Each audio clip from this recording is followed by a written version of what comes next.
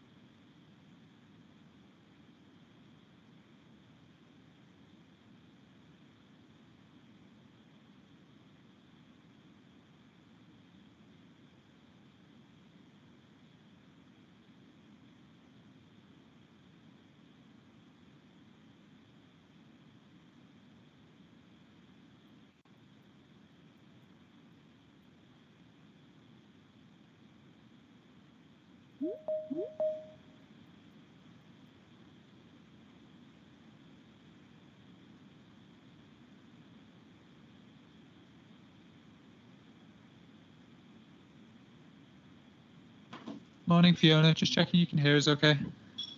Morning, yes, I can hear you fine, thanks. Perfect, thank you.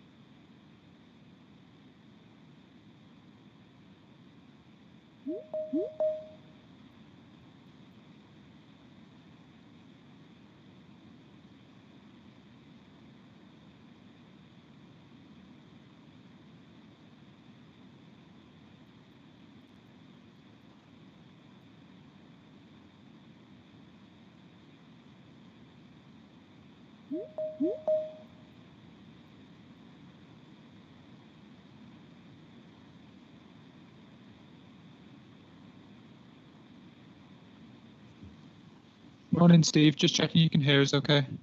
Yeah, I can hear you fine. Perfect. Thank you.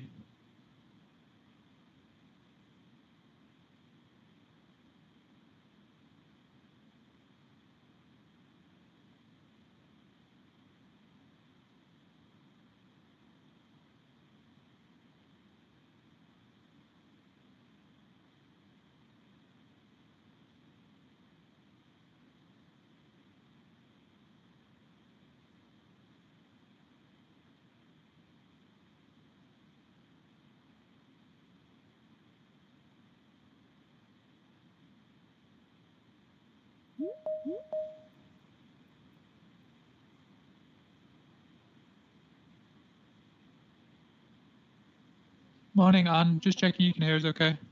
I can. I've just managed to get in. I was struggling and didn't have a link, but all of a sudden it's worked. So thank you. Sorry about that.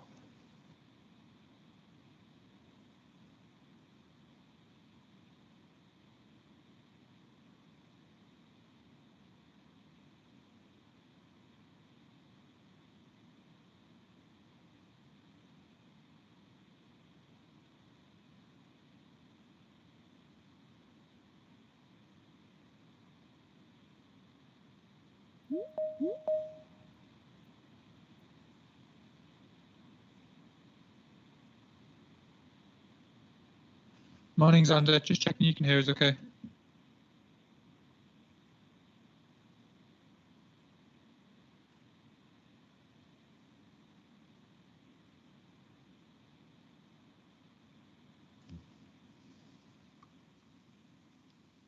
Morning, Xander. Just checking you can hear us okay.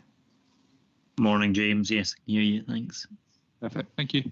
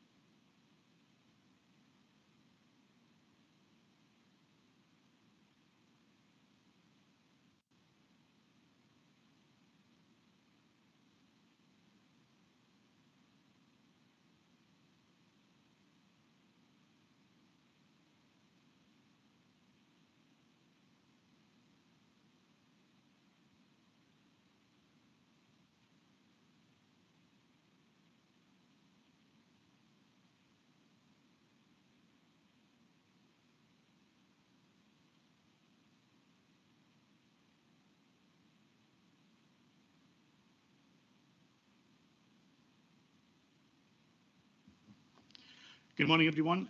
Welcome to the December Cairngorms National Park Authority Planning Committee meeting. For those members of the public joining us either virtually or in person, I am Chris Beattie, the convener of the CMPA Planning Committee. Today's meeting will also be streamed live on the Cairngorms YouTube channel. So before we go any further, can I ask James to run a roll call, please? So, Chris Beattie. Present.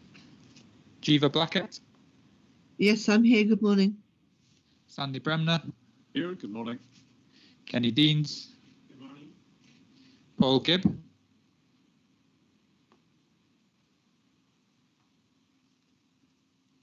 Paul Gibb.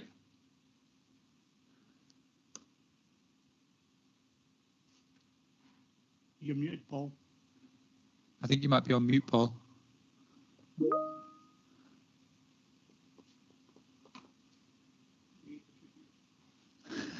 Hannah Christ. Yeah, morning, James. John Kirk. Morning. Bill Lobbin. Yeah. Steve Micklewright. Yeah, I'm here. Lauren McCallum. Here. Eleanor McIntosh. Morning. Xander McDade. Good morning. Fiona McLean, Morning. Anne Ross, Good morning. and Derek Ross. Good morning. And then we've got apologies from Peter Cosgrove, Russell Jones, and Duncan Miller. Okay, thank you very much. Okay, to keep things moving along quickly, can we keep your questions succinct and to the point? Focus on technical or planning issues. Once we've moved into the discussion phase of an application, it'd be helpful if members could indicate at an appropriate point if you're minded to put forward any proposal regarding the officer's recommendations. For members in the room, please raise your real hand to indicate that you want to speak. And for those joining us online, can you use your virtual hand? Please make sure your microphones are muted unless you're speaking, and that'll reduce feedback. Now, should a member wish to pull together an amendment to a motion on any of the items today, a breakout room is available in the Dawn meeting room in the office or on a Teams meeting room indicated on your board memo. You'll be joined there by Peter Ferguson, our legal advisor, and the planning officer. Okay, item 2, apologies. Do you have any apologies, James? Oh, yeah, so Peter Russell and Duncan. So item 3, declarations of interest. So do any members have a declaration? John? Item 6 and 7, as their neighbours, I will not be taking part. Okay. Yep.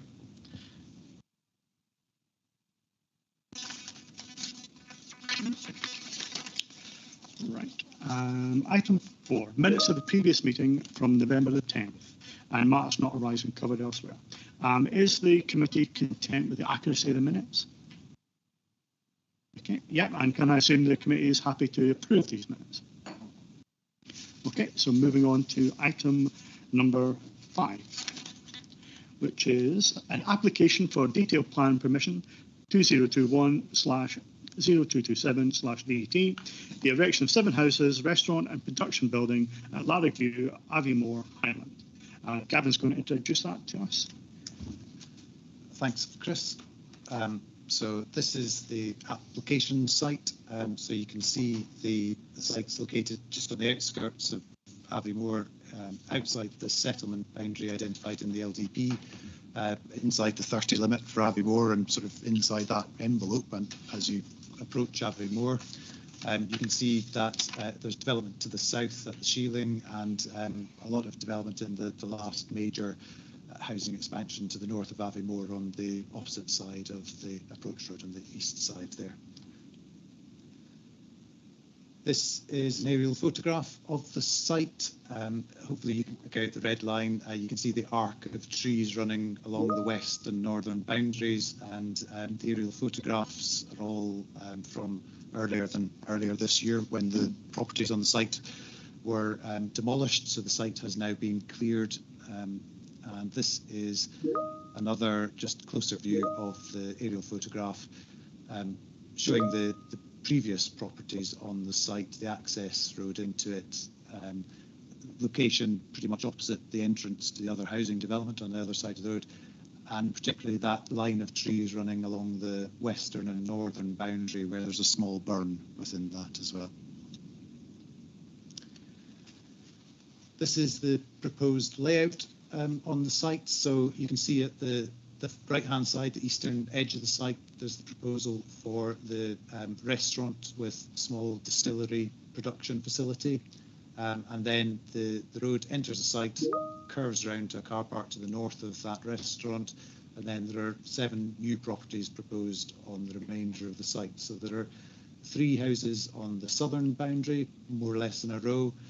To the north of them, there's a semi-detached unit with 2 what are proposed as affordable units there, and then curving round sort of behind the knoll in the middle of the site, then there are further 2 properties which are over 3 stories with effectively a basement room at the bottom of them and cut into the slope there. This is showing the landscaping plan, and I think it's important to note here in particular the 6-metre buffer to that watercourse that runs along the northern and western edge of the site. And you'll know from the report that we're recommending a condition that there's further planting within that riparian zone to add to the screening that's created by the existing trees and reinforce that kind of strong landscape feature of the burn. running around the site. Then the plots take up a fair part of the site along with the roads, but then there are other areas of ground where there's further tree planting, including at the sort of the northwest side of the knoll and on top of the knoll, to reinforce that landscape feature, then with hedging proposed looking south to Aviemore, and occasional other trees planted within it too. That's a helpful sort of model of the site as proposed, showing it in context. It doesn't quite give you the sense of the knoll. That's a bit of a feature on the site, but you can certainly see the burn and the trees running around it. The knoll is at the top left corner of that site, between effectively in between the three houses there, and you'll see photos of it in a bit. Sorry, I'm just going to go back to that slide. Just one point to note is that, and it's clear in the report, the road design would meet the adoptable standards, but the drainage on the site, whilst it complies with the discharge levels that would be required, the swale that you can see on the southern boundary, the gradient at the sides of that would be too steep to be adopted. So the applicant is proposing that the road and drainage remains theirs to maintain and look after, rather than being adopted. So these are the next two slides are basically the three houses on the southern boundary, which are 4-bedroom units, are pretty much the same house type. There are two house types, but they're quite similar to each other over 1.5. So that's the second one. Then the next two houses are the two that are on the sort of northwestern corner of the site and are cut into the slope. So you can see them there, and that the basement level is just one room within that site, and the rest of it is into the hillside.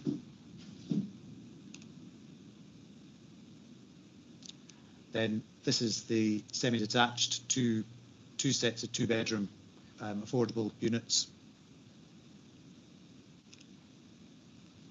And that's the proposed restaurant building there. And apologies that doesn't quite show the additional part for the storage production facility for the distillery, which is at the would appear on the left-hand side of the south elevation as effectively a small black block there with a green roof on top, and again on the right-hand side of the north elevation, and on the west elevation there would be the black edge to that with the green roof on top. So just one photo from Street View that shows the site as it was when the other buildings were on it before. That's effectively the view yesterday.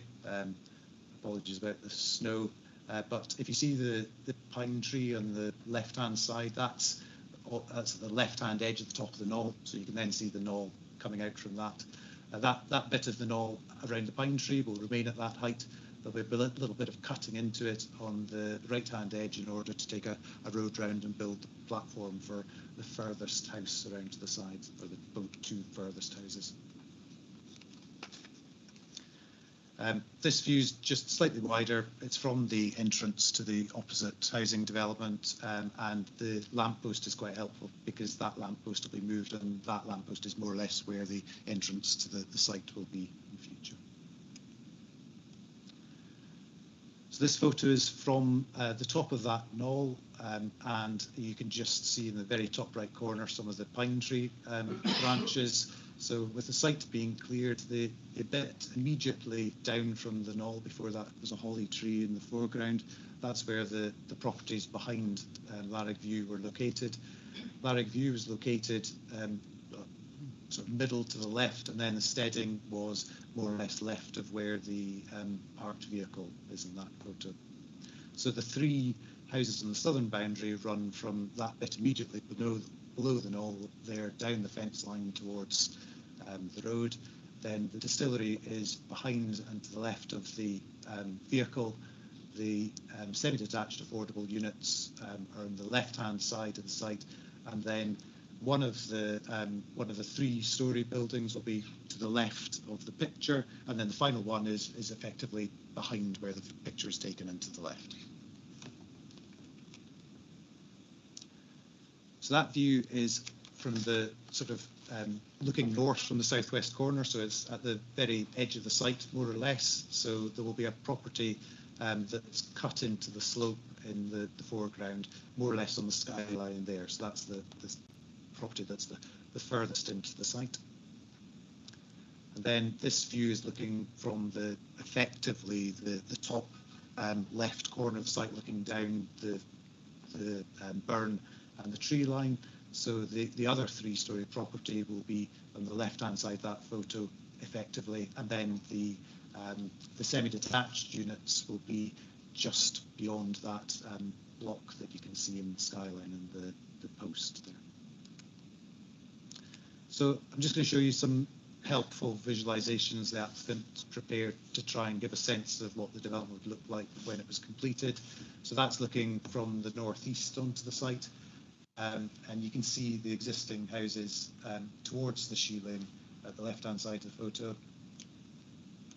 That'll be a view looking north to the site, and you can see the properties with the knoll still a feature there, the existing pine tree retained. And there's not a great deal of height difference across the site. Obviously, the restaurant building comes to the front of the site. This is to give a sense of what it would look like from the orbital path to the north. So with the trees still there, obviously providing some screening, the choice of the timber materials and the dark finishes obviously reduces the impact of the buildings, so they shine less than white rendered properties. And finally, that's just a visualization from a similar location to the last photo that I showed, showing one of the three-storey properties cut into the side, and then the end of the two semi-detached units on the left-hand side.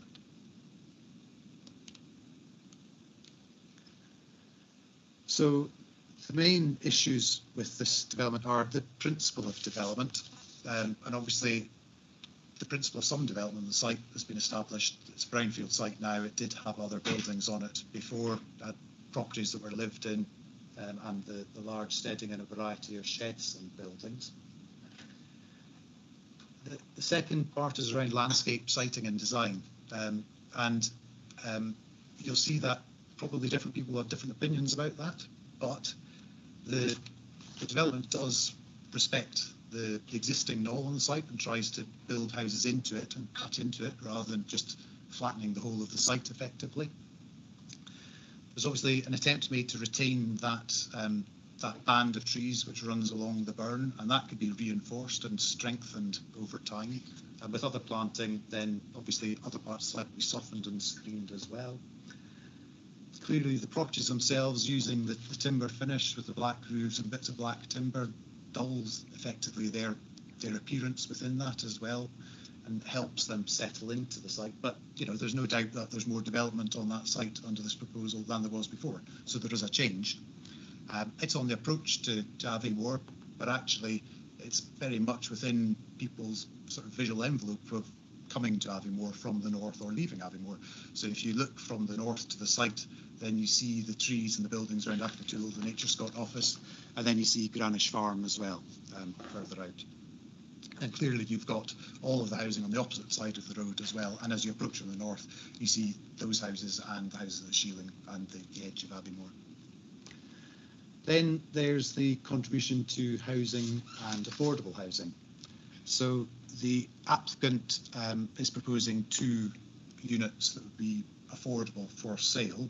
They don't have an agreed mechanism that we would be satisfied with at this point in time, but they may be able to do that. So we have proposed a condition that would require them to give us those details that would need to be approved before they could do the development. They're pretty clear that they cannot provide 3 houses on site, which would bring them up towards the 45% housing contribution for Aviemore. And they're proposing to provide the full commuted sum to meet that need in order to bring it up to that 45% affordable housing contribution rate. If this was considered as a development in the countryside, there are different ways of considering it, but because it's a brownfield site, the principle of development has already been established. don't think it's appropriate to require it to be 100% affordable housing or an exception site in that way and apply that policy. So the 45% rate appears to be the most appropriate to apply to this development, and the applicant is willing to go some way to meet that. Clearly, the other houses on the site are going to be 4-bedroom. They're not large 4-bedroom houses, but they're going to be 4-bedroom houses, and we do have a policy in the LDP which looks to create smaller properties as far as possible to try to encourage affordability. And there's no way of getting around that. The applicant is clear that's what they need to do to make this a viable development. That's their choice. There's a question about whether, if they were 2-bedroom or 3-bedroom houses in that location, whether they would be affordable anyway. But nevertheless, they're going to be a high value development. So that's just how it is. Then, apologies, there's also the, I've obviously missed out the bullet on the restaurant part there, but there's clearly the business element to this development as well, which is creating a restaurant at the north end of Aviemore with the small, I suppose, visitor-facing part of this distillery business. So it's not a large production facility on this site. It's effectively the showpiece, and they will keep their other production facilities in Granton. That business is outside of the existing town, and we've got policies which actually support that in principle.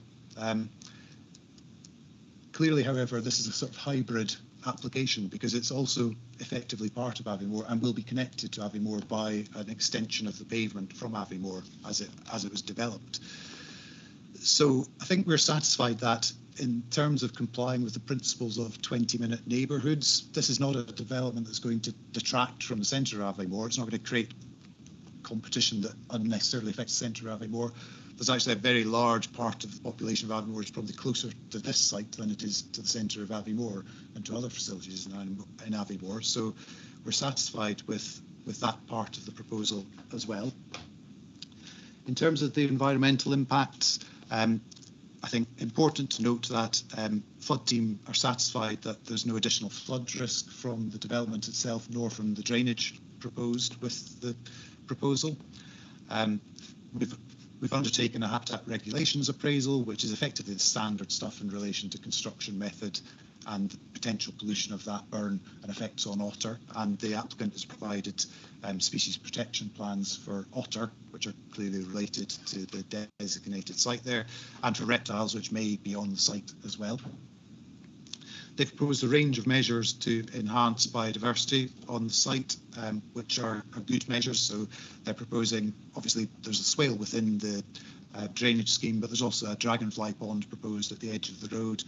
With the additional planting that can be provided and other bird boxes within the site, then that's a good contribution to making sure that if this development is built, then it provides good habitat for other species there.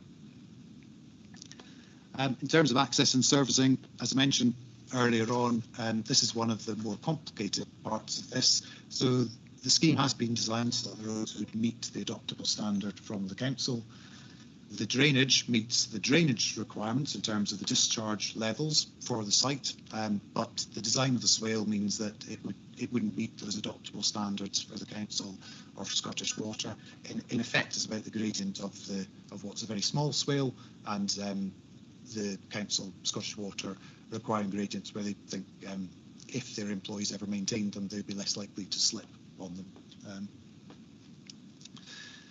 Now, this is obviously 7 properties, which is well beyond the council's normal requirement to have a road adopted when it becomes 4 properties.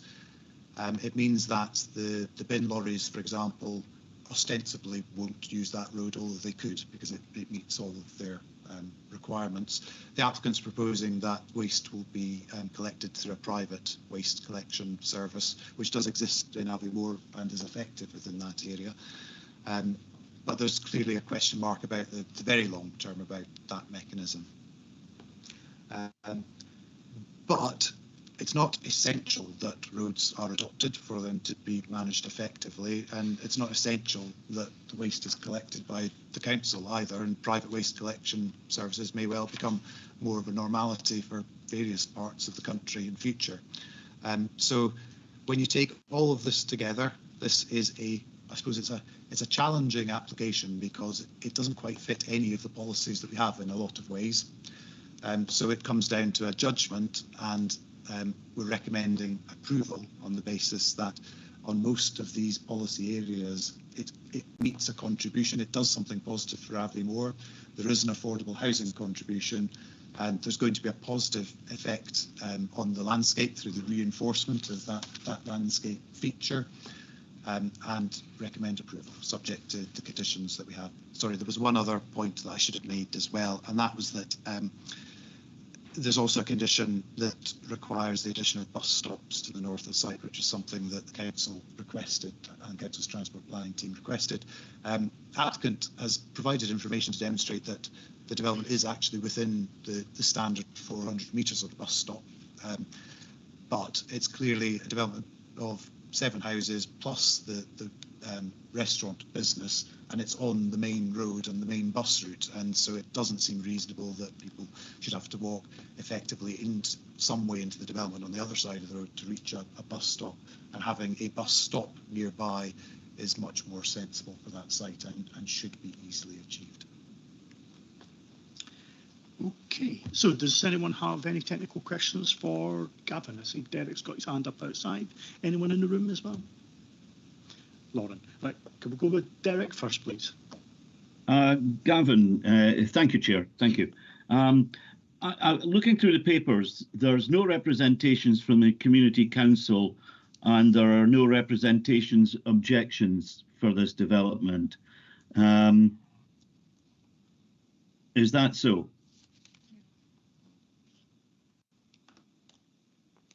Don't think so, Derek. Sorry, just let me double check. Yes. Thank you. Thanks. Eleanor's keeping me right, Derek. Paragraph 25 refers to the Community Council. Okay, thank you. But there are no other representations objections. No, the words no. Okay, thank you very much. Thank you. Okay, thanks, Derek. Lauren?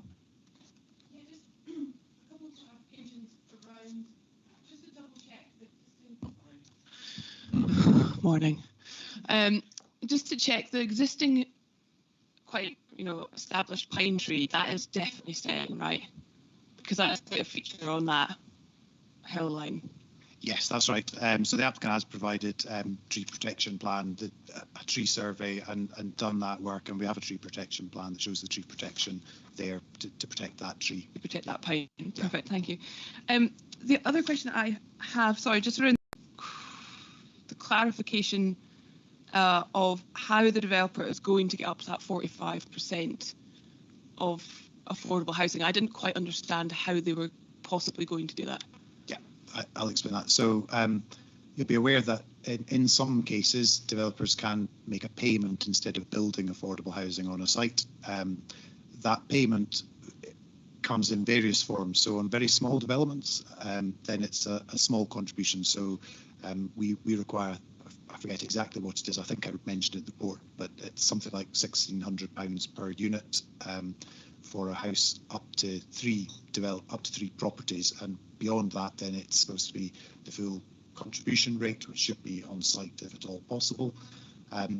Where developers are unable to provide, or sometimes the local authority doesn't want the housing built on that site, then there's a payment made, which is effectively the benchmark payment that the local authority would pay a developer to build an affordable house. That payment goes back from the developer to the local authority. Then they keep it and use it to build other affordable housing. So in this case, the developer would be asked to pay 1.15 of that rate in addition to building those properties, as long as they can demonstrate that those properties will be affordable. Thank you for clarification. In terms of the drainage, the developer is going to maintain it themselves. Obviously, the burn that runs there and the increased flooding, climate change, etc. Can you just, what assurances do we have in place to make sure that that is maintained, so that we don't end up with flooding, essentially? Have I misunderstood that the developer was going to maintain the? Yeah, so it's not so much the burn. I mean, there's responsibility on people to maintain property. This is about the surface water drainage from the site. So, yeah. So the surface water from the houses goes mainly to soak away. So that's going to go into the ground. It's from the roads and from the larger surfaces, hard surfaces. So then that goes into drains, and then that swale, it starts to drain away, and then underneath the car park for the restaurant, and yes. Towards between the swale and the Dragonfly Pond, there's a further set of filters and drainage which then slows the water down, so that it then goes back into that watercourse at a rate which is no greater than it would have done before. Okay, yeah, thanks for that clarification. Thank you. Okay, thanks, Lauren. Eleanor. Thanks. Gavin, 2 bits to clarify for me, please. The first one is the non-adopted roads and refuse collection. This application provides affordable housing, but the occupants of that affordable housing would then have an additional bill for roads and refuse. Is that right? That's right. Yeah, that's right. I guess there is the reason that we think that is a possibility here is this is not going to be social rented housing. This would be housing for sale with some kind of restriction to make sure it wasn't expensive, and that any resale would still be to people working in the market. So I suppose it's more likely that it'll be at the mid-market end of affordable housing. But you're right, there is an additional cost to people. Yeah, it's still an additional cost to people who are probably stretching themselves mortgage-wise to get a house, you know. And my other point of clarification is paragraph 22, where the landscape officer is is very negative about it. And I just wondered how that's being dealt with in arriving at a positive outcome. Okay, the landscape officer is very negative about this. I think this is where, to an extent, opinions come into play around the effects on landscape, and I think that there's the opportunity to strengthen the character of that area through additional planting on that. Around the burn, effectively that woodland strip that runs to the north and the west of the site, the additional planting on the site. There was development there before, and there's obviously an intensification of development here, but the use of materials and the design of the development, I think actually the impacts are not as great as the landscape advisor considered they were, and that's a judgment for us and for you to make in determining the application. Okay, thank you, Eleanor. We don't have any speakers on this one, do we? We do. We do. Right. Okay. So it's the applicant, I believe. Yes. Yeah. So would the applicant like to speak? And got 10 minutes. And yeah, come forward. Okay. Oh, okay. Okay. Sorry. Right. Well, does anyone have any questions for the applicant? Hold on. Just a point from the Community Council. Can we get clarification around the spelling? There's a different. I can answer that. Okay. I think that was something in maybe when it was registered by Highland Council that it's not an issue. Yeah, it's just a spelling error. Right. Any further comments? No comments? No one in. Oh, hold on. We've got someone outside. No, we don't. Right. So our committee members content to take forward the officer recommendation and approve the application.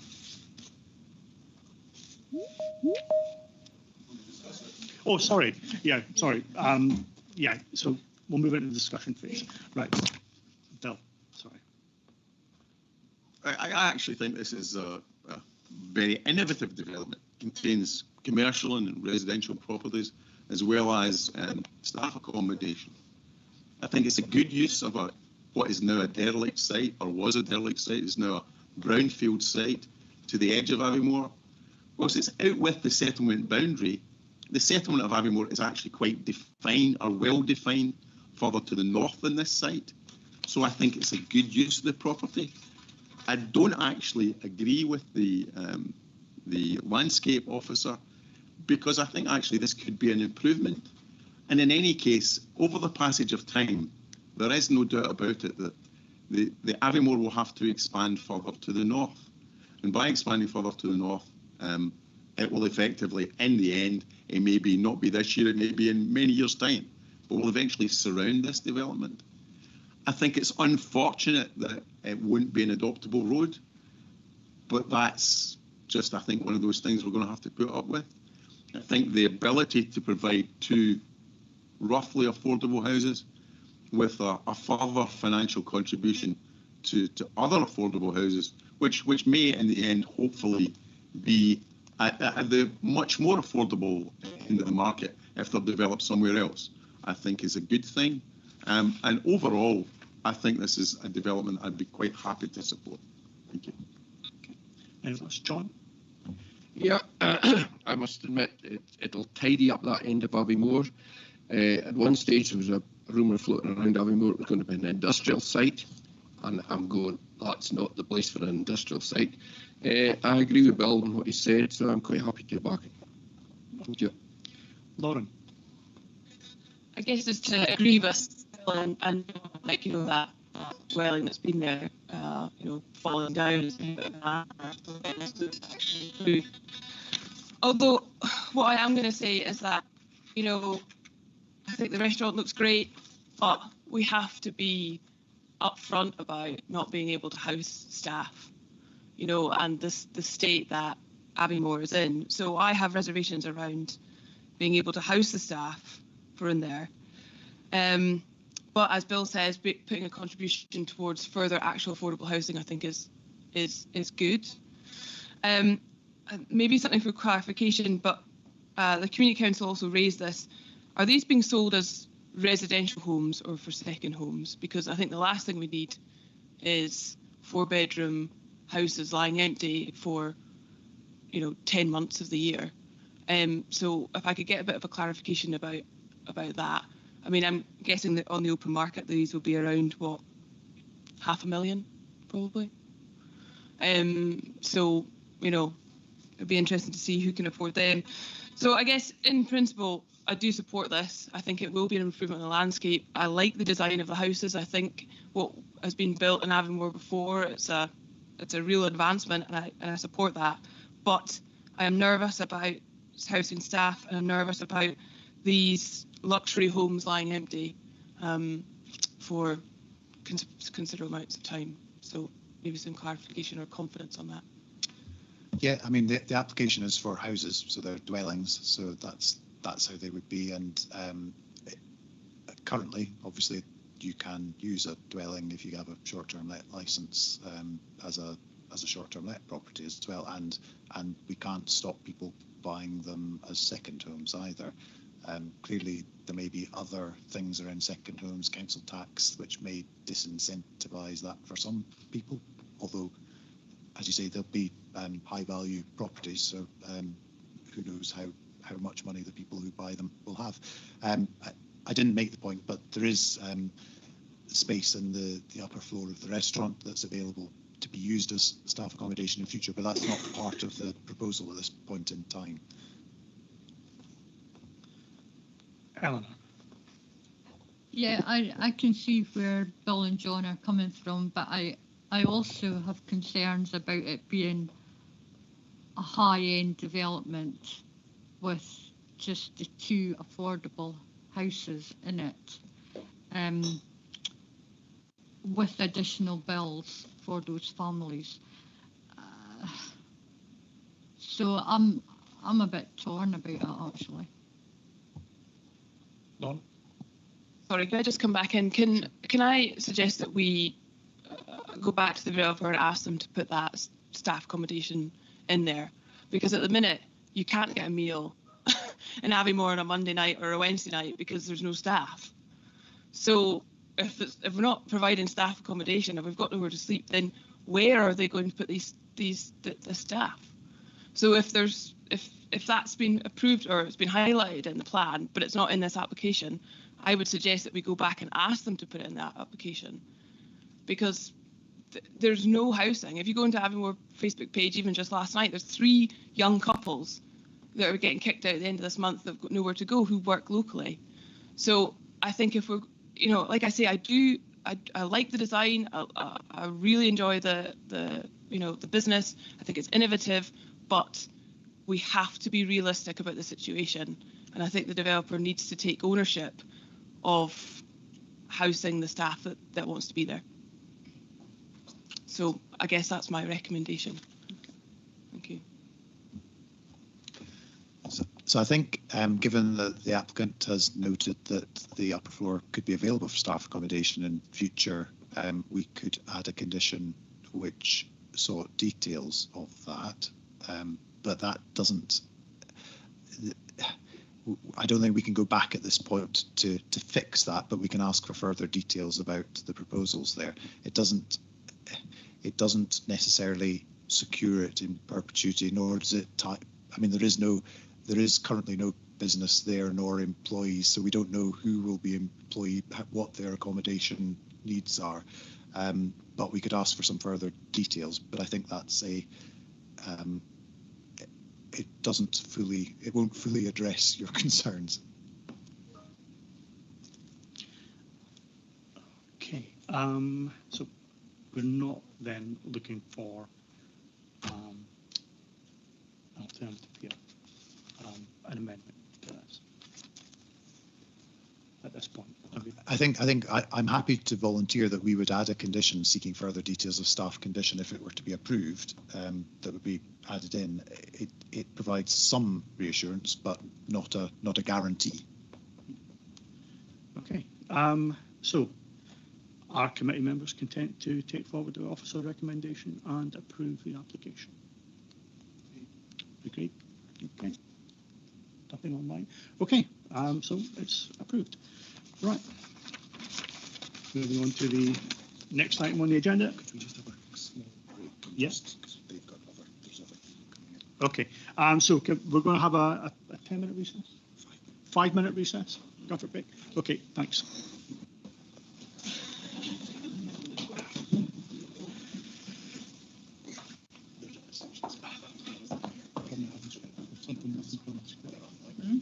Problem having to get something.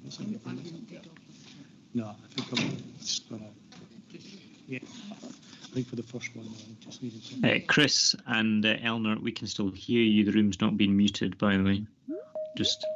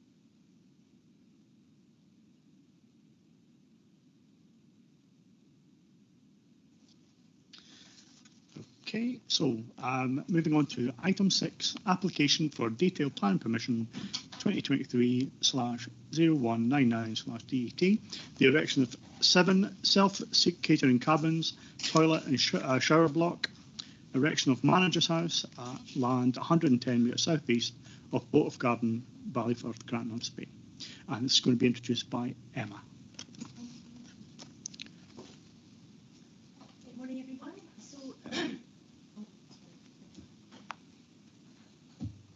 You'll hear me?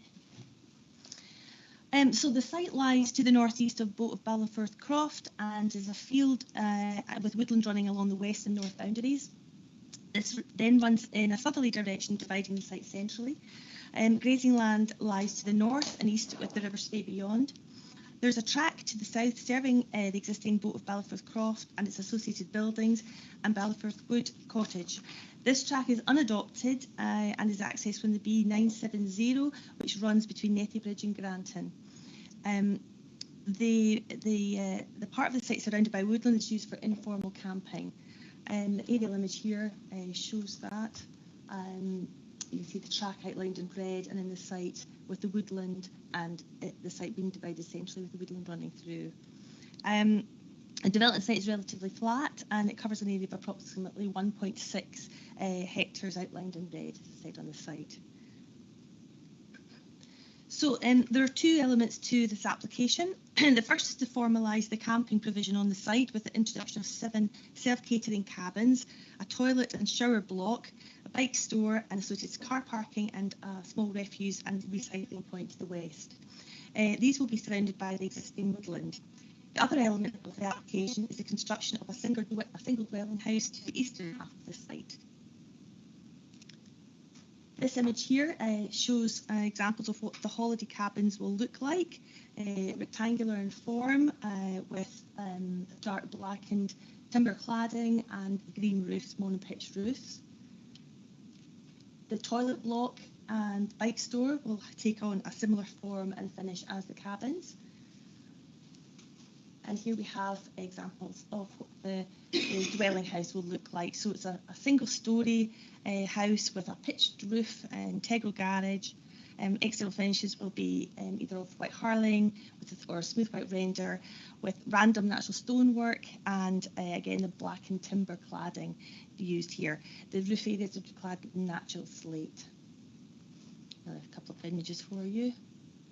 This is a visualization of the area, the camping area with the proposed cabins. Another visualization of it showing you the cabins in their context. And this is the proposed manager's house. To give you an idea of context, this is the site. This is standing at the bottom of the track overlooking the site that's used informally for camping. You see the River Spey in the background, and that's just moving around, looking to the site with the trees enclosing that area. And again, looking in the other opposite direction, and just showing where the trees divide the site, and which beyond would be where the manager's house would be, and the access track there on the right-hand side. Context, and that's looking from the site over to the buildings on the other side of the track. Further up the track again, looking down over the informal camping area where the cabins will be located.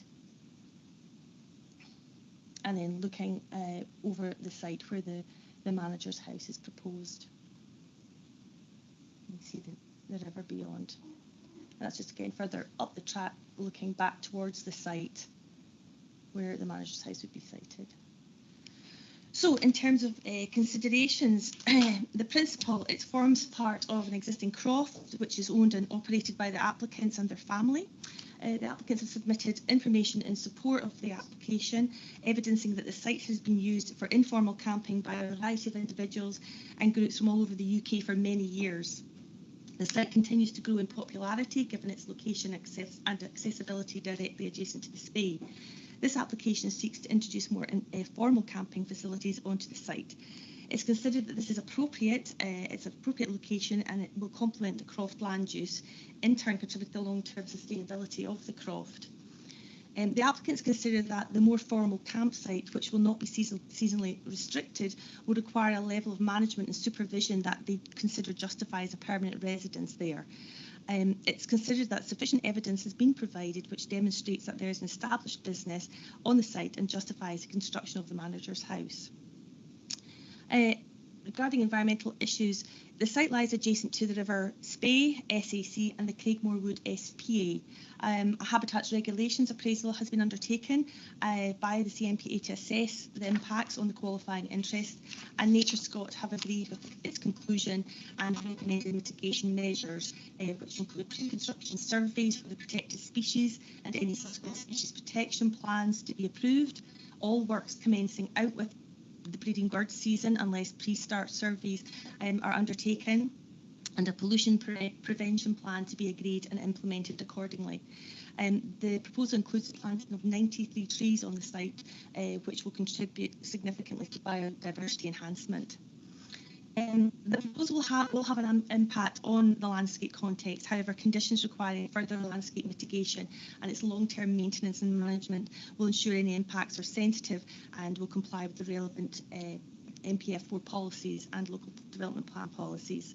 In terms of cultural heritage and contaminated land, suspensive conditions have been recommended which will address any of those particular issues. In terms of access and servicing, the proposed developments access from the existing track that serves the properties of Ballowfirth, the Wood Cottage, both of Ballowfirth and the adjacent cottage. The applicants have provided evidence that all users of the track are equally liable for its maintenance and upkeep.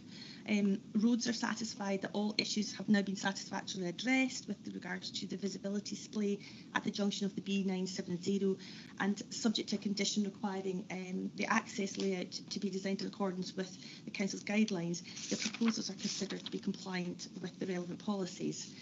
To conclude, the application will introduce formal facilities onto this campsite with the provision of a manager's house to allow for the site to be properly managed and supervised. This will provide additional low-cost tourist accommodation while complementing the existing Croft business. Subject to recommended conditions, the proposed development is considered to comply with policies contained within NPF4 and the adopted local development plan, and therefore it's recommended that committee approve the application subject to conditions listed in your papers. Thank you. Okay, thank you very much, Emma. Do any members have questions for Emma? No, Eleanor. Just for clarity, Emma, you're talking about formalising the existing campsite. So is there pitch sites as well as the cabins? There will be an area retained for tents and that kind of camping that's been the site's been used for, in addition to the cabins. Yes. And they'll have access to that shower block. And yes. Okay. Thank you. No more questions for, oh, sorry, we've got Steve online. Yeah, just a quick question, sort of following on what's just been said. So is my understanding right that with this construction there will be kind of increased use of the ground for stays, that it won't stay the same, there'll be increased numbers of people staying there? Yes, it's likely to introduce an increasing number, although the site's been used for a number of years by large groups of people, and the cabins will accommodate smaller groups, obviously, but there will be still potential for the site to be used for tents, but there won't be that large expanse for tents. So, but it is expected that the site will be more intensely used. Hence, the justification for having it properly managed by the owners of the land with the erection of the manager's house on the adjacent field. Okay, thanks. And just to check then, with that increased use, agencies and so on are happy that won't compromise sort of some of the nature value of that particular area, that everyone's happy with that? Yes, we the ecology officer here at CMP has undertaken the HRA and has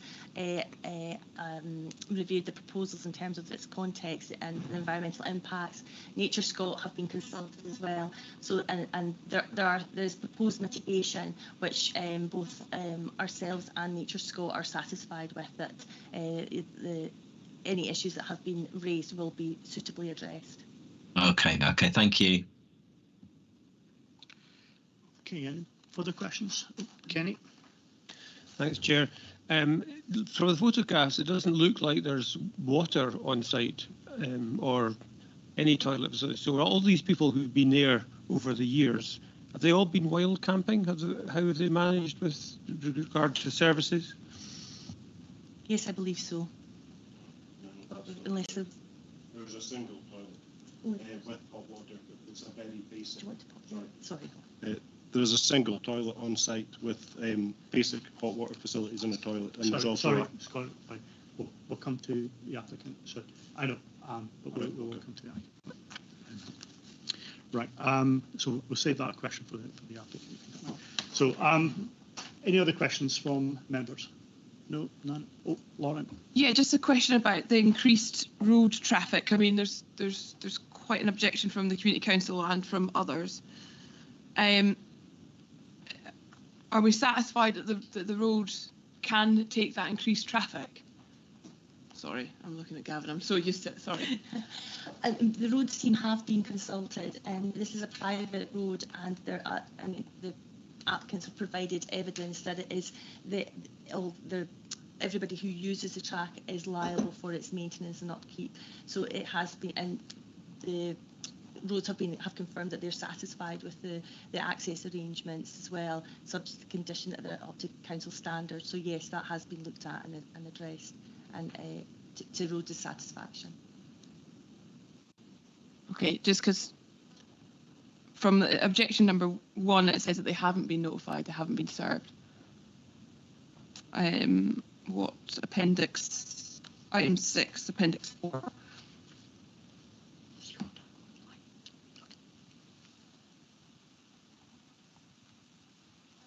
It's a letter from R&R Urquhart. And if you go down, it said that they haven't been notified.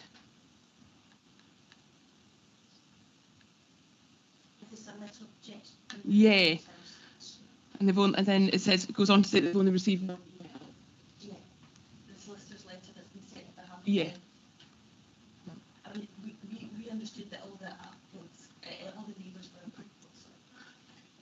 So we understood that all the neighbours were appropriately notified. The neighbour notification was carried out by Highland Council.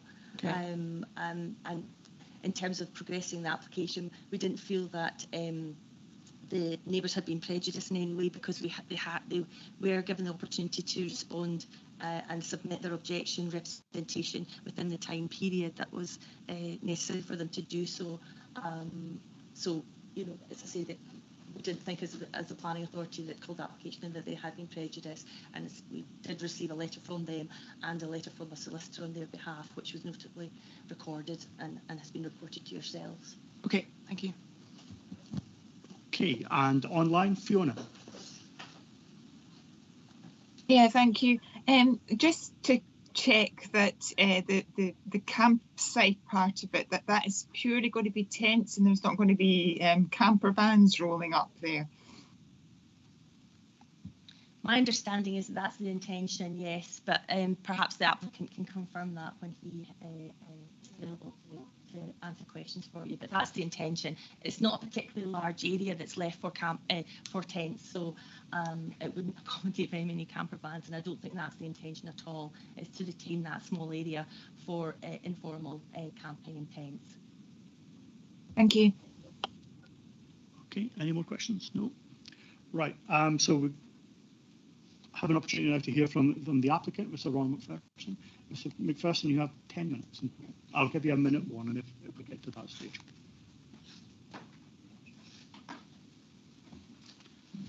Okay, good morning. My wife, Emmeline McPherson, and I are behind the planning application for the proposed 7 self-catering cabins, a toilet and shower block, and the associated manager's house. I was born and raised in the area and have lived and worked here my entire life. I can trace my ancestors back to the 1700s, living in a croft within a 2-mile radius of this very building. I therefore feel a strong connection to this town, the surrounding area, its community and its landscape. My parents, Ronnie and Adelaide McPherson, purchased the Boat of Ballyfirth Croft in 1986. They built their house in 1991 and I moved there in 1992 with them. I have spent a large proportion of my childhood and adult life at the Croft. Whilst I do not live at the Croft, I still spend a large proportion of my time there, enjoying the outdoor lifestyle as well as helping my elderly parents with the running of the Croft. My children have also grown up enjoying everything the Croft has to offer. This has created a deep and lifelong connection with the land for us. When my parents purchased the Croft in 1986, the previous owners let 3 residential caravans to holidaymakers on the site. They also provided camping to canoeists and holidaymakers. The caravans were removed, however the camping continued. My parents have welcomed campers every year since then, providing basic facilities for groups and individuals, including those who navigate the Spey Descent. Excuse me. Indeed, the current campsite is listed in several online maps and guides as a stopover during a Spey Descent trip. A large proportion of these groups have been using the site for over 20 years. They consist of teenagers paddling the Spey Descent, completing their Duke of Edinburgh award scheme, as well as military personnel and school and university groups doing outdoor education and training. The campsite is also host to a variety of charity organisations arranging trips for young adults in personal development programmes for mental, emotional and physical well-being. Many of these groups have provided supporting statements for the proposed development. A selection of the groups which use the site on a regular basis can be seen on screen now. This is just a small selection, as there is several more available. The current facilities are basic and do not meet the requirements of the volumes of the needs of the visitors accessing the site, especially given the steady rise of the number of Spey Descent users in recent years. Whilst my parents recognise there is a need to improve the facilities on offer, they have decided that the time has come for myself and my family to take over and breathe new life into the site. We have come up with the proposals to improve the existing campsite facilities. This will include 3 toilets and 2 showers, including a disabled toilet and shower cubicle. There will also be a dishwashing facility, a bike shed and a refuse recycling point. Further to the improvements on site, we have identified a need for alternative accommodation option. We have therefore designed 7 purpose-built cabins to complement the camping on offer. These cabins have been locally designed and will be manufactured with locally sourced materials built to a high standard by local companies. Muted natural colours have been chosen for the building materials to allow the development to blend into its surroundings. They are designed to be sympathetic to the landscape, and there will be a minimal impact on the landscape through the use of no-dig foundations. The site will be pedestrianised with no direct vehicle access to the cabins. Our target market is outdoor enthusiasts and nature lovers who wish to enjoy the natural beauty and tranquility this area has to offer. This could be canoeists who wish to enjoy a more comfortable stay during their trip, groups or individuals preferring fixed accommodation, or families coming to visit the area using it as a base to explore the wealth of outdoor pursuits on offer in the park. Our vision is to create an environment for visitors that does not detract from the natural beauty of the area. We aim to achieve this through the use of natural building materials that allow the development to blend into its surrounding environments. This is also reflected in the proposed landscaping plan, which includes wildflower meadows and native species planting. The pedestrianisation of the site will further reduce the impact on the development on the landscape. It is true to say that there is some wildlife present on site. However, the wildlife within the site has been long accustomed to human activities, such as walkers along the River Spey, fishermen, existing residents, their visitors, as well as the users of the campsite. To suggest that the campsite is a wildlife haven and sanctuary is misleading. The site forms part of a working croft which has been grazed year-round for decades. An independent wildlife survey was carried out following the Cairngorm National Park planning guidelines. Furthermore, a habitats regulation appraisal was carried out by the Cairngorm National Park's planning ecological officer as part of the planning process Both these surveys show that the development will have no adverse impact on the wildlife, on the existing wildlife. An integral part of the proposed development is the siting of the manager's house directly next to the campsite and cabins.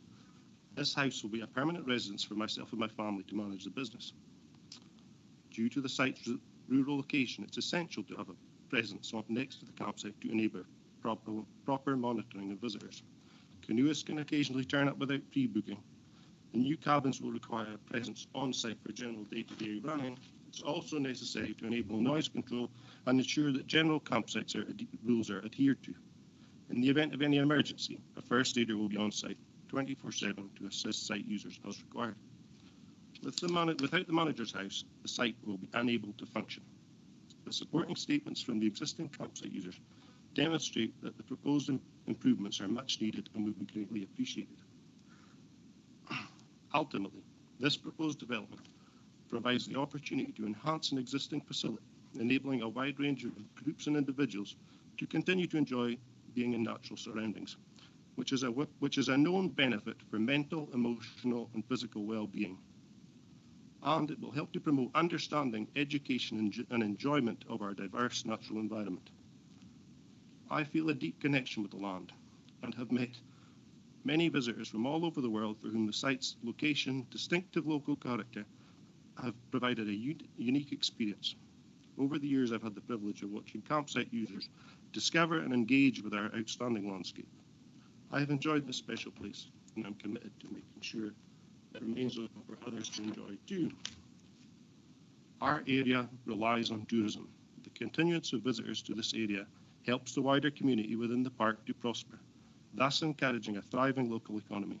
We must ensure the economic and social well-being of everyone living within the park.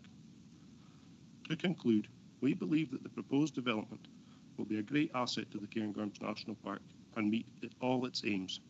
The proposed development will ensure that the site remains and continues to benefit visitors to the park, encouraging people to enjoy and understand the beauty that our area has to offer. The benefits that this area brings to all those who live, work in and visit our national park. Okay, thank you, Mr. McPherson. Do we have any questions for Mr. McPherson? So I've got, Mr. McPherson, the new, I suppose, camping business will remain part of the Croft. That's correct. It's diversification of the Croft business. Okay. We have Fiona online.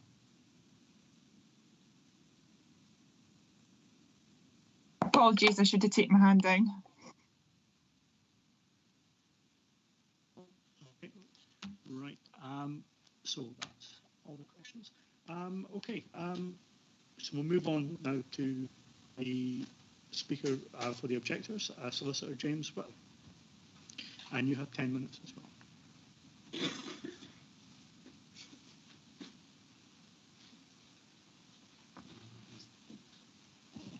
Thank you.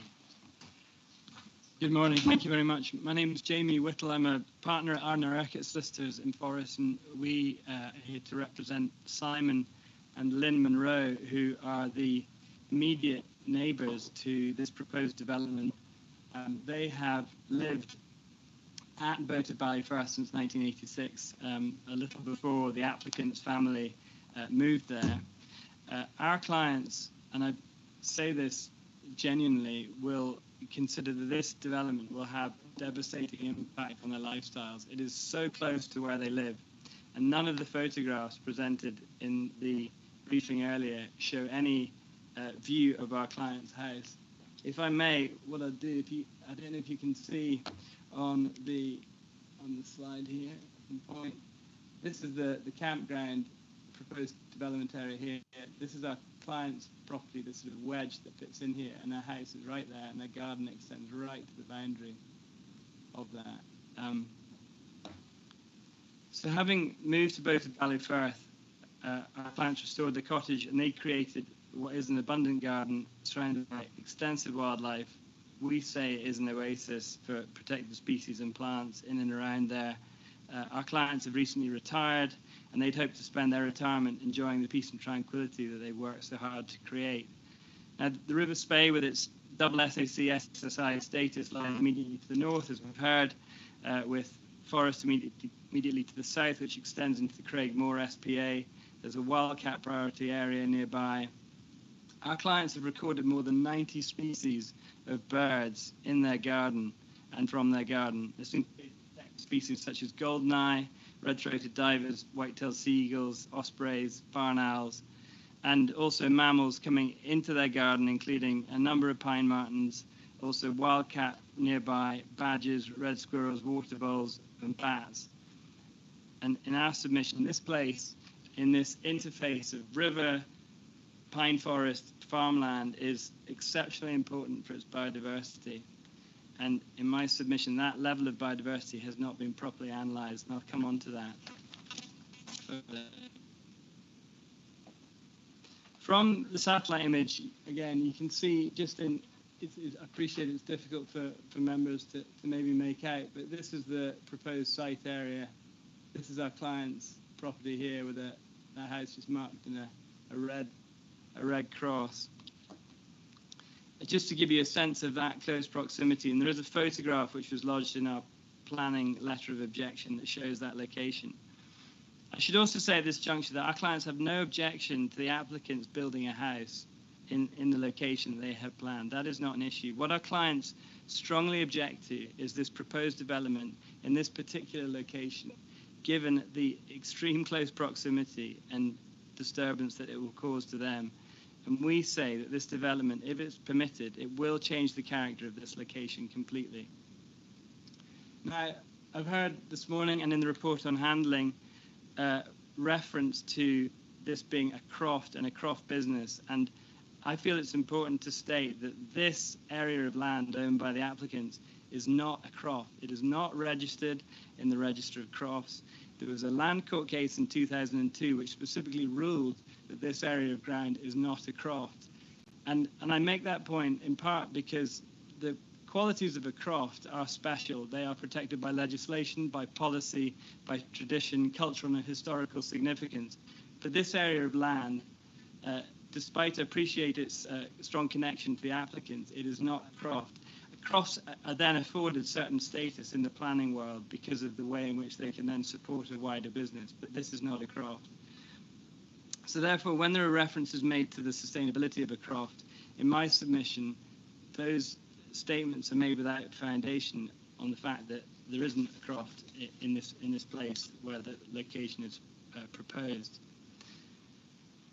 Moving on from that, it's really important to note in my submission that this is a greenfield site, and National Planning Policy Framework 4, Policy 9, states that greenfield sites should not be developed unless they're allocated for development, which this area is not, or where the proposal is explicitly supported by policies in the local development plan. Now, I appreciate that in National Planning Framework 4, Policy 29, that talks about rural development, but rural development has to have good siting and it has to be designed in keeping with the existing place. And in my submission, this doesn't achieve that.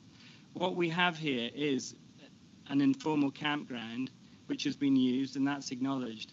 But in our submission, it's incorrect and putting it too high to classify this as some wider, larger, ongoing business. We submit further that this consideration, that this application has been given no proper consideration by the planning authority, the National Park Authority, on neighbouring amenity. Now, whilst there is the list at paragraph 24 of the report on handling of the various types of objection made, there's no analysis given on the impact on the neighbours, on our clients' ground in particular, and their lifestyle. There were no comments made this morning. It purely does not take into account that neighbourhood impact. The current level of informal camping at the location has increased, and our clients have reported during 2023. Our clients have experienced a significant level of disturbance throughout. Lights and torches being shone into their windows at night, noise from campers well past midnight, these instances of what our clients have referred to as screaming matches, where people will run across fields, holding their breath, screaming as loud as they can, well into the night on occasions, but causing general disturbance, increased traffic on the road, which I'll come back to in a moment, and people coming into our clients' property. Now, the proposed cabins are there designed to supplement the current informal camping use, and it's been noted already that this will take it from just a seasonal event to a year-long, much more intensive use.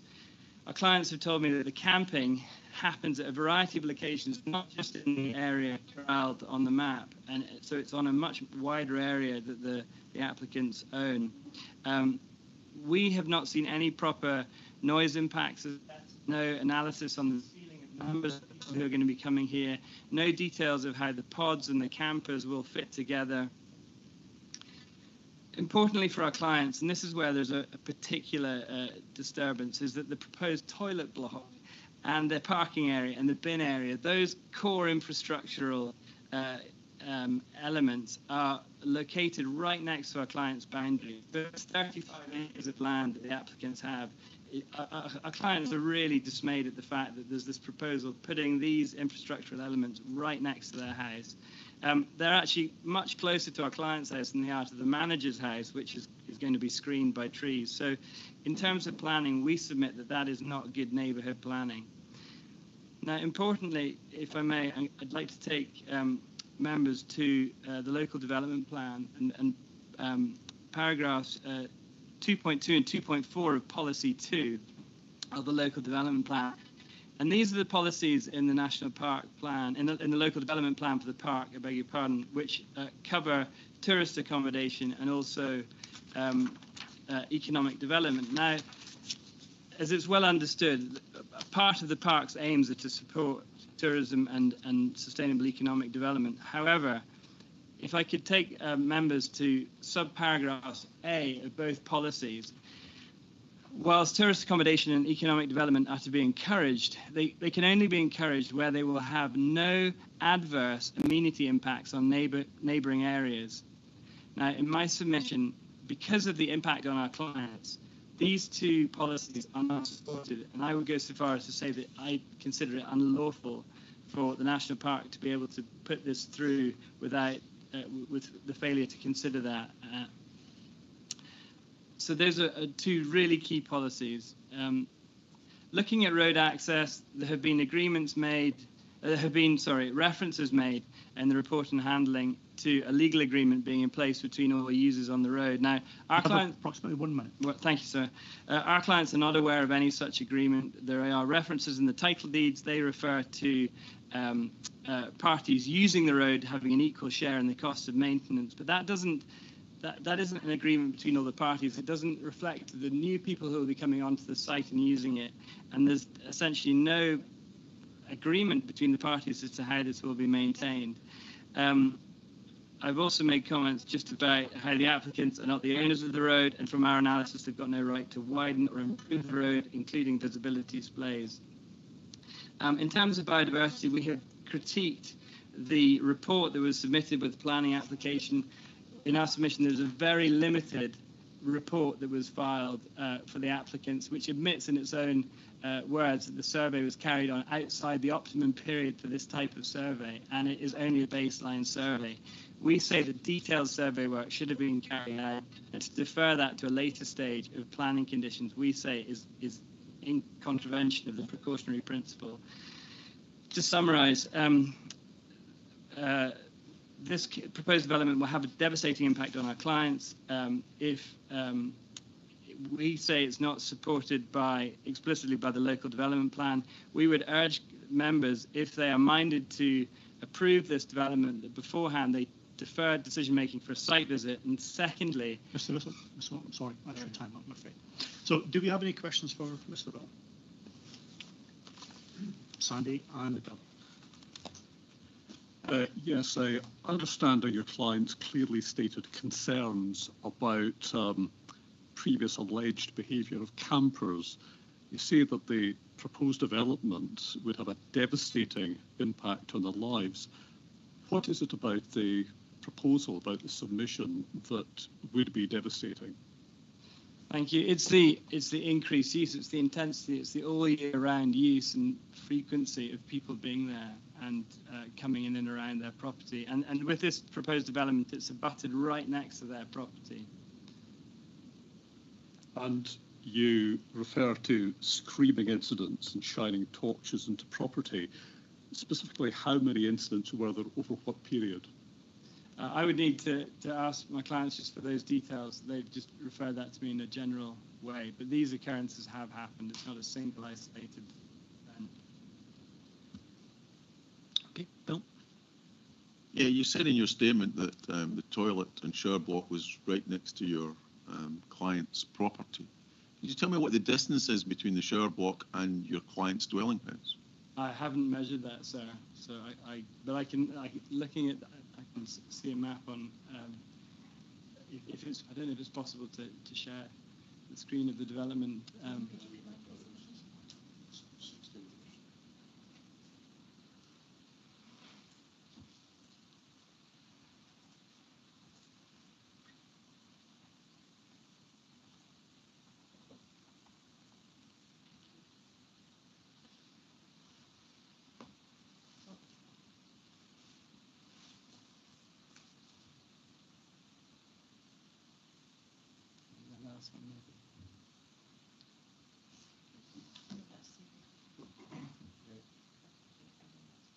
Your house is just up street.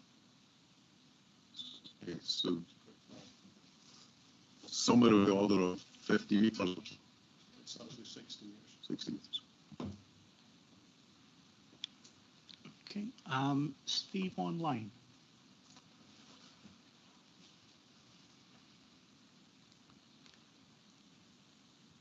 Yeah, I'm just trying to understand the kind of argument that you're making here. So if I interpret what you said correctly, you're saying that this is not a croft business, and that the use has been for unofficial camping. It's not an official campsite in any way, and therefore it feels more like a speculative development proposal than anything that's kind of consistent with policies. Is that the core of the argument that you're making here? What I'm saying, sir, is that a lot of emphasis is placed on the reference to this being a croft, and a croft carries with it a whole different set of legislative policy and cultural and historical significance that in the planning world also can help legitimize certain allowances of development that might not otherwise occur in the wider countryside. And I think there's an emotive element too, where it comes down to being referred to a croft and succession between croft. And you see that in the crofting world. In my submission, it's not accurate to refer to this as being a croft and everything that goes with that. And yeah, so that's really the principal point in making. Okay, thank you. That's helpful. Okay, Gavin, do you want to come in? Yeah, I was just going to clarify. Yeah, it's not a registered croft. We've used the term croft as a description. That's what the applicants told us. It's a small holding that they own. Just to be clear, we don't have policies about crofts in particular within the LDP either. So there's no particular weight given to that description other than there's a rural business with lands here, and this application is on that business on their land. Any other questions for Lauren? Yeah, I just some of the clarification about on the unlawfulness, I think, of the LDP to be put in retrospectively. Can I just get some clarification on what exactly is being accused here? Well, the objector's representative, his opinion is that it would be illegal not to consider relevant matters in determining planning application. And clearly, the committee do have to consider all the relevant matters in reaching a decision today. And the amenity has been considered, but hasn't been raised as a significant issue by us as officers in the report. Obviously, it's being raised now as a consideration. The committee will have to decide whether they think that the amenity of those neighbours is unacceptably affected by this proposal or not.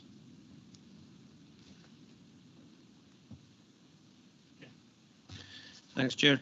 I have a great deal of sympathy with the application in the sense that as a national park, we've got responsibility for rights of way, and the Spey, of course, is a right of way, and I'm not sure we do enough to support paddlers one way or another, and this certainly provides that.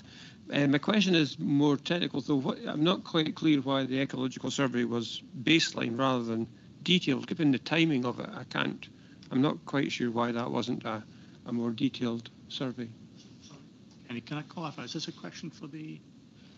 It's a question of why well, it's a question for somebody to say why is the ecological survey only baseline and not detailed? Why we don't have the full information that's being contended currently? So I think if my suggestion would be that if there are other questions for the objectors' representative, they go now, and then we pick up these afterwards. So any other questions for the objectors' representative? No. Okay, so we'll move into the discussion phase now. Kenny, your point again. Yeah, it was contended that the survey that was done was a baseline rather than detailed, and I wanted to know why that was. Yeah, I mean, that's pretty standard practice for the first stage of a development, is people do a baseline survey to identify what might be affected by it, and then other more detailed things can come in after that. So the detailed survey gives, I mean, it's about being proportionate in the process. So the baseline survey identified the key things around the designated sites, the kinds of habitats were there, the obvious species using that bit of site, and therefore the kinds of disturbance. You'll see there are conditions, and they are pretty standard conditions around having pre-construction surveys for things which could be there but aren't identified as definitely being there, nor likely to be significantly disturbed. So it's a pretty standard process here. If this site is managed grassland with some trees around it, yes, beyond the site into other areas, there will be other habitats and other species using those areas. But clearly, the other point that has to be made is that species that are in that area are already subject to some disturbance from people using that bit of ground anyway. Emma, is there anything you want to respond to? No. Okay, so just the open discussion now. Anyone? Eleanor. Emma, could you point out in the map, because I'm not sure where the sort of informal campsite is going to be. Yeah, that's it.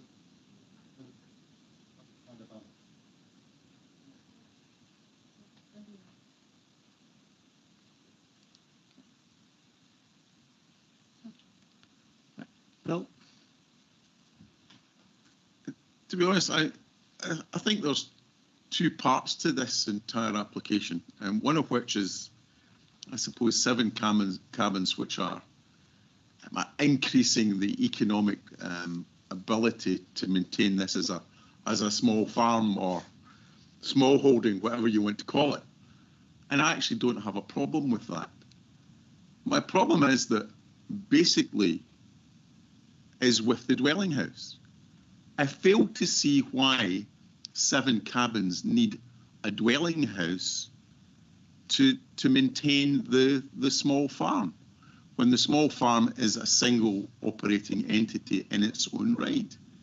So I think what you're looking at here is you're looking at a greenfield site that there is an intention to build a dwelling house on, which I remain to be convinced is a good idea and is also meets the requirements of the airport. Okay, we've got Paul online. Yep, thank you, Chair.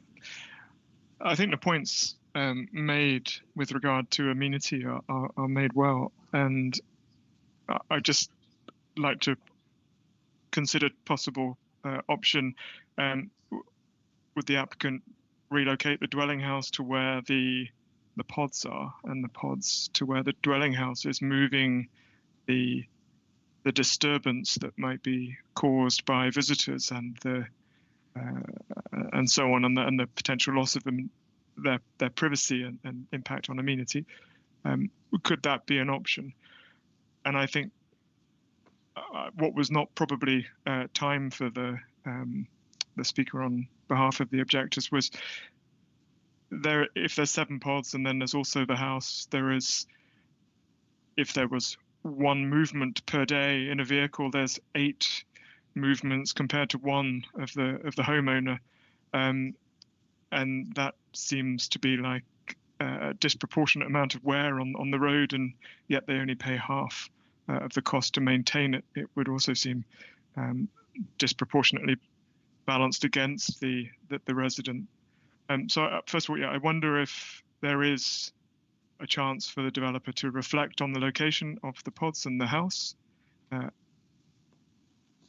And depending on that answer, I might have an amendment. Thank you. We've got an application in front of us just to determine today, so swapping things around isn't an option at the committee. You have to decide the application that's in front of you today. Understood. Okay. We have Derek online.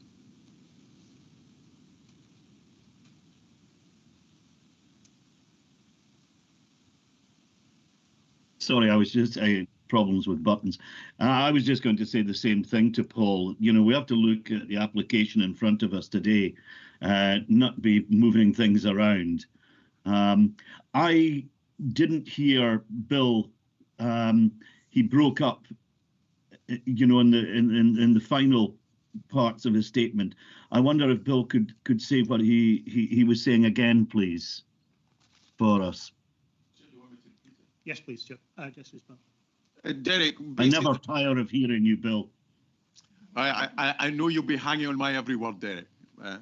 But basically what I was saying was that I didn't have a particular problem with the additional 7 pods to increase the economic viability of the small farm or small holding, whatever you want to call it.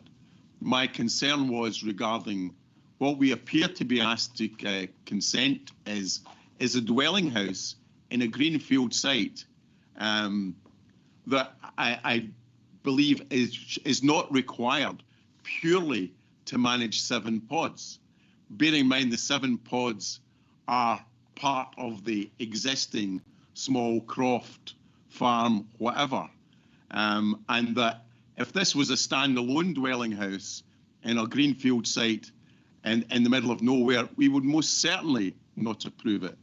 And I don't think it meets with policy. You get that? Okay, get it. Yes, I did, Bill. Yeah, I'm with you on that. And I'm also very concerned about, just like Paul, about the amenity. But I'll allow the debate to continue. Okay. Any further? Lauren? Yeah, I have lots of sympathy for both sides of this coin. I think this has been an area where schools, groups, canoeists, outdoor recreation have used for a long time, and it provides a very important part of the national park. I also sympathise with the residents, and I can imagine if I was in their position, I would also feel exactly the same way. So I'm trying to sort of add this up. I think for me, though, having the dwelling house there and having a warden there to manage the noise, in my opinion, is actually a benefit. Because if it's not there, then there is nobody there to manage noise, there's nobody there to manage lights, there's nobody there to manage any of these things. So I'm not sure about the dwelling house. I think actually the dwelling house is necessary if you're going to put that in there. So I just want to kind of throw that out to the committee, because I feel without the dwelling house, you are going to have an issue with not being able to monitor the situation on the ground. Maybe just on Paul's point, I think to pay for the residents to pay half, I'm not too sure about that. I think if it's going to increase traffic, then there needs to be responsibility for that. What that looks like and how that, apologies, I'm not sure what that looks like in a planning framework, but just some thoughts to the committee. Okay, back to Paul online. Yep, thank you. And maybe just to clarify why I was raising points. And this is a question for you, Gavin. If the option is to maybe put forward an amendment to reject, based on what I said earlier, the reason why I was suggesting that they might want to reconsider the layout was that they don't then, the application isn't rejected, they have an opportunity to go away, reconsider and represent it, as opposed to submitting a new application following a rejection. What would be the correct passage for me to follow if I wanted to see a different version of this application? You don't have any way of guaranteeing that you ever see another version of this application. You need to determine this application, and it'll be up to the applicants. If they are refused today, it'll be up to the applicants if they come back with any alternative proposal. They may or they may not. Okay, on that grounds, I will make an amendment to refuse then. I just thought it was worth pointing out that under our policy on other housing in the countryside, the bit that is relevant here is that proposal be supported whether necessary for or improve the operational and economic viability of an active business. And in this case, that's the part of the policy that we're applying to this. So we think there is a justification that would make this work well, and it allows for that supervision and management of the site if it were granted approval. Okay, and Xander, online. Thanks, Chair. I wanted to support Lauren, actually, and I think that actually having a manager on site does improve both control of the site and the safety of the site as well, actually, which I think is an important point. I have just been trying to reread the conditions. Gavin, can you clarify if there is a condition relating to the manager's house being for staff, so that it can't just be sold or given to someone who is not related to the operation of the site? No, Xander, there isn't. We were discouraged from trying to use legal agreements to do that. Basically, the advice from Scottish Government for a long time now has been if the proposal is acceptable as part of that business, then if it warrants approval, then it should be approved without that sort of restriction. Okay, Eleanor. Yeah, I quite like the application. I see merit in it, but I do have sympathy with the objectors, and therefore I'm kind of leaning towards Paul's suggestion that if the site could be rejigged, I'd be more supportive. I do see the need for the manager's house. I agree with Lauren on that one. But I do have concerns about the impact it's going to have on the neighbours, because it does seem to be all down that end, and so I think that's where I am at the minute. Okay, so it looks like we have an amendment from Paul, seconded by Eleanor. So should we go to a breakout at the breakout room, in the Dawn room, and we have the online support as well, and we've got Peter. Okay, so can we kill the live stream and we'll recess for 10 minutes? 10 minutes? Yeah. Yeah, you okay with that?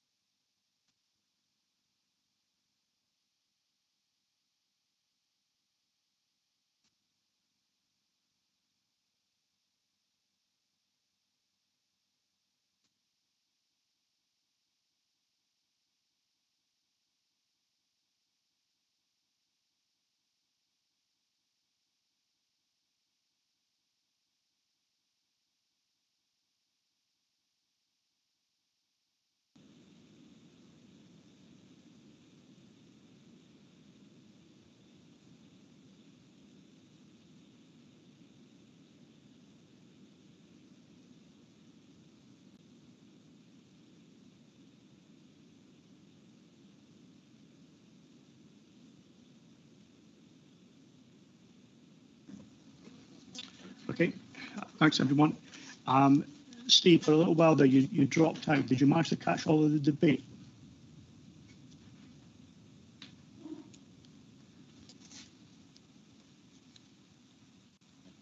I think he's no longer there. Oh, he's no longer there. Right, okay, you've dropped out completely.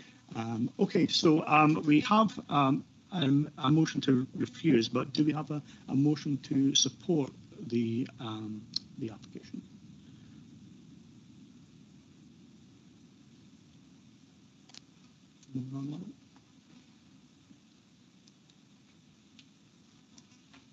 Okay. Don't think there's in that case.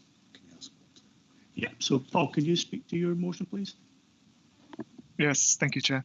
The motion is to refuse based on policy 2.2. The application would have an unacceptable level of impact on amenity of the neighbours due to increase in noise from visitors and use of facilities, and therefore the application would be contrary to the local development plan. Okay. So just proceed to refusal. Yeah, unless anyone has anything Yeah. to say. So anyone else have anything to say on this?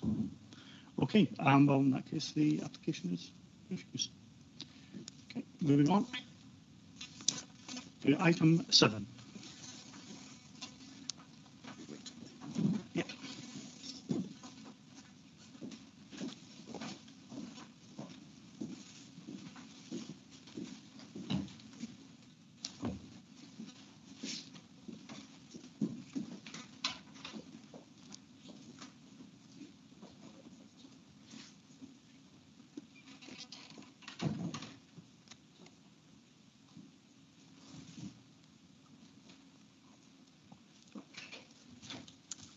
Okay, so Okay, item 7, application for detailed plan permission 2023/0381/DET. Application under section 42 to amend condition 6, noise barrier of 2022/0069/DET at land 380 metres west of East Croftmore Boat of Garten, and it'll be introduced by Katie.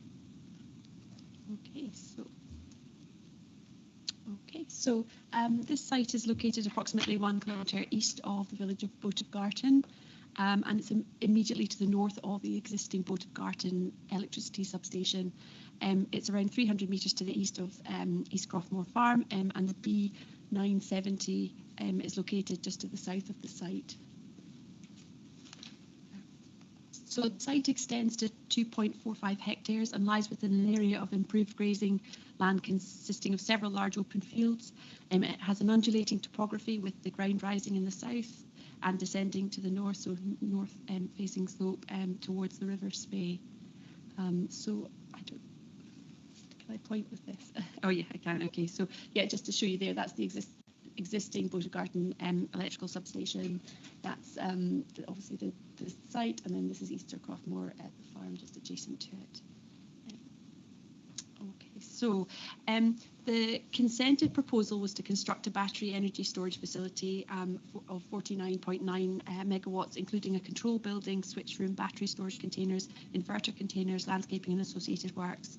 This application was granted consent in September 2022 and was subject to 11 planning conditions, all of which have to be discharged.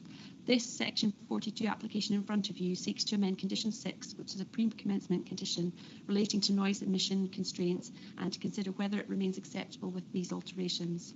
But I'm just going to run you through a basic outline of the consented proposal first before outlining the proposed amendments. So the proposed energy storage facility will accommodate up to 50 battery storage units, which will be housed in steel containers measuring 12 metres in length, 2.9 metres in height and 2.4 metres wide, which you can see there lined up on the plan. The proposal also includes ancillary structures such as associated transformers and a substation building located up here, and that's the transformers in the corner there. The substation building will have an overall footprint of approximately 100 square metres. And then the proposed landscaping will include areas of bunding using topsoil from the site and a 3-metre high inner wood faced acoustic fence. There'll be hard standing proposed, including both temporary and permanent access roads. The proposed new access will link the development to the existing farm track to the northeast and the B970 to the southeast, which I could probably show you here more clearly. So this will be the initial access route for construction, and then there will also be a new access directly onto the road. So just a quick overview of the site itself. So this is the main entrance, the first proposed access via Easter Croftmore, which will utilise existing tracks as well as creating new ones. This is one of the existing tracks that will be utilised for the improved and utilised construction. Then this is the view from the edge of East Croftmore, looking towards the existing electricity substation, which you can see just along here, as well as part of the application site, which will come a bit further around here. So this is a view looking northwest from the application site. This is the other nearest neighbour. This is Alden Lodge over here, and just so you can see where that lies in relation to the site. And then this is a photo of the site itself, looking onto the eastern boundary, sort of looking southwest, and sort of the focus of the development. So there's the existing substation, and so the access well, this all forms part of the site. So there'll be access from the existing Easter Croftmore and along the edge of the existing electricity substation. So just for context, this Section 42 application allows applicants to apply to amend conditions previously attached to their planning consent. In determining such an application, the planning authority can consider the conditions that are subject of the application. The application simply seeks to amend Condition 6, which is actually now Condition 7, in respect of noise arising from the use of plant, machinery or equipment installed or operating as part of the development, which should meet specific noise limits instead of cumulative noise limits, and also demonstrate how a noise barrier in combination with other mitigation measures will achieve a 10 decibel reduction at the curtilage of Alden Lodge. In addition, it's proposed that the 30 decibel noise limit at the curtilage of the noise-sensitive neighbouring properties is increased to 33 decibels on the edge of East Croftmore, which has a financial interest in the project, and 32 decibels at Alden Lodge. The applicant set out in the supporting statement that securing operational emission guarantees for the nearest receptors that are compatible with the proposed 30 decibel rating continues to be a challenge, and as such they're proposing to increase the noise rating level from 30 decibel to 33 decibel. 33 decibel would be night hours background level plus 5 decibel, or daytime plus 3 decibel, which according to the applicant is an acceptable impact in many jurisdictions and is also accepted by environmental health. Therefore, this Section 42 application seeks to amend the wording of Condition 6 in line with that agreed by environmental health, and to increase the noise limit to a maximum of 33 decibels at the curtilage of any noise-sensitive premises, neighbouring properties, Easter Croftmore and Alden Lodge, as mentioned. The noise generated from the development is associated with the cooling system and fan noise, which is very unlikely to ever operate at full capacity in a Scottish climate. These systems are designed for much hotter climates. So the predicted hours of peak operation will likely correlate with levels of human activity, generally during the day and evening, and unlikely during the night at all. As such, the amendment will not result in a significant adverse impact that would make the overall proposal unacceptable. Overall, it presents a relatively minor change to the original proposal that will not result in any adverse impacts in respect of noise or wider amenity. It is considered that they comply with all relevant policies of the National Planning Framework 4 and the National Parks Local Development Plan 2021, and there are no material considerations which would warrant refusal of this application. So approval is therefore recommended, subject to planning conditions. Thank you. Okay, thank you, Katie. Any questions? So nothing online, nothing in the room. So any comments? Bill. Whilst I appreciate that this application already has planning permission, I wish to draw members' attention to the serious concerns that are being raised by places like fire services in England regarding these battery farm applications. And this is not the first one you'll see. You will see very, very many of them coming forward in the future. And that there are serious concerns regarding the safety should one of these battery farms go on fire. And what happens is you need huge amounts of water to put them out, and that water then becomes a contaminant. And that contaminant should be contained by a bun to prevent it going into a water course. And I would remind you this is fairly close to the River Spey, and having heavily contaminated effluent going into the Spey could be catastrophic. So really, I think for the future, we need far more information regarding the safety hazards involved in these battery farm applications than we have to date. Thank you. Thanks for your question. Comment? Yeah, Gavin. Thanks, Bill.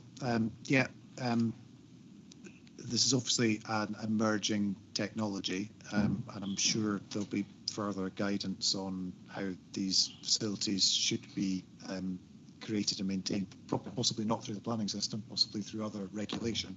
I think just draw your attention to condition 14, which is there around the fire suppression system, which is that it should be a non-toxic inert gas used. Now, I appreciate what you're saying about using water.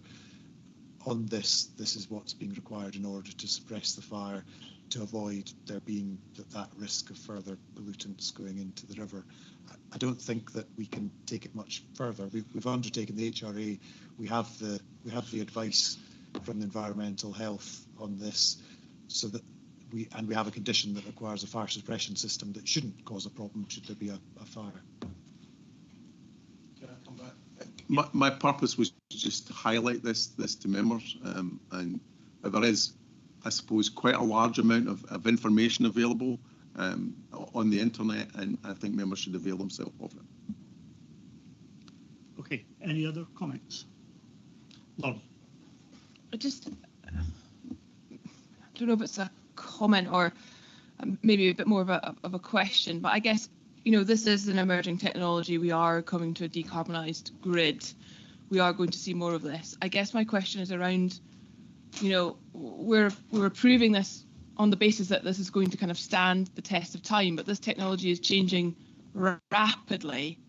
I guess my question is how do we make sure that this is fit for purpose in the future, considering that, you know, battery sizes are going to change and it's not going to be, the word's not irrelevant, but redundant potentially in the next kind of 10 years or so. I guess my question is the approval going to be fit for purpose 10 years down the line? I mean, we have a condition there that requires the site to be decommissioned when it's not suitable. Clearly, the applicant can come in could replace equipment on the site within the consent, and they could also make other applications for changes. It's also possible that other regulations will come in which would force them to do other works and come in with other applications as well over time, which is, you know, a similar situation to lots of other sites potentially as well.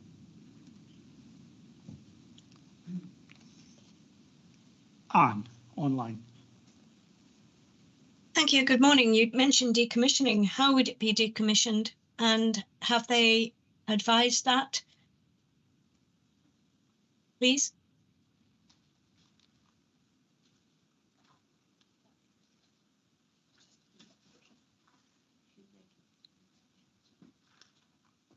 Be with you in a minute, Anne.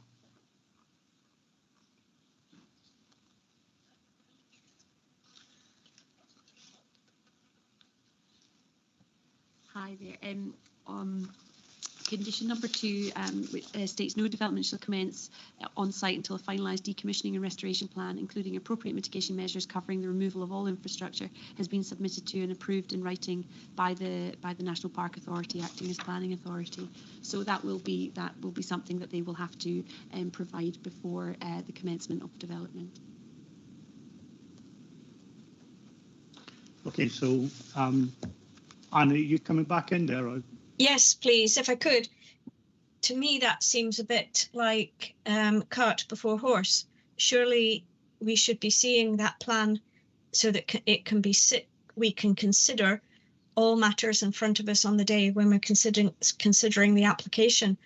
I'm not happy considering an application when I don't know what the decommissioning will entail. Okay. Anne, thank you. That's not the item in front of us today, though. Okay, so we're being asked to amend the condition of an existing application. That sounds like that should really be previous. I think Anne, this isn't the same as a normal application. This is a Section 42 application where the principle of development, you're not deciding on that today. The principle is established here. You're just considering the conditions which need to be attached to it. The applicant's applied to change that condition on noise. The condition that you're referring to is the condition that the committee approved when it last granted permission, and it's still a very sensible condition to have, obviously. But you can't say that you don't agree with the principle of it because you don't have enough information. Well, that's basically what I'm saying. I don't have enough information in front of me. But okay, thank you. Okay, any further comments? No. So are committee members content to take forward their recommendation and approve the application? Yeah, agreed. Okay. So moving on, we're item 8, which is a review of the Planning Enforcement Charter, and Ed Swills, our Monitor and Enforcement Officer, is going to talk. And, oh, sorry, Emma's going to talk us through that. Emma's just going to.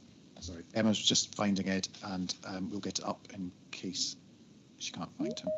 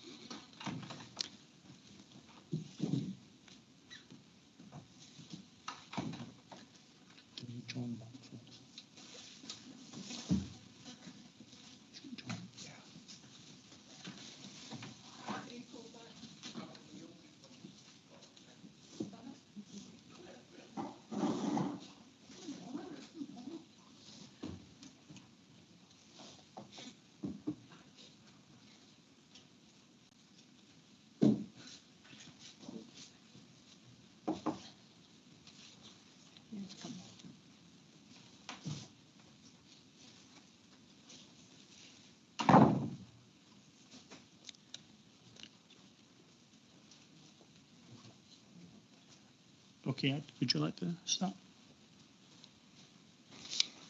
Yeah, thanks very much. So this is the annual review of the Enforcement Charter. As it says in the report, there's no significant changes other than the addition of MPF4 to planning legislation.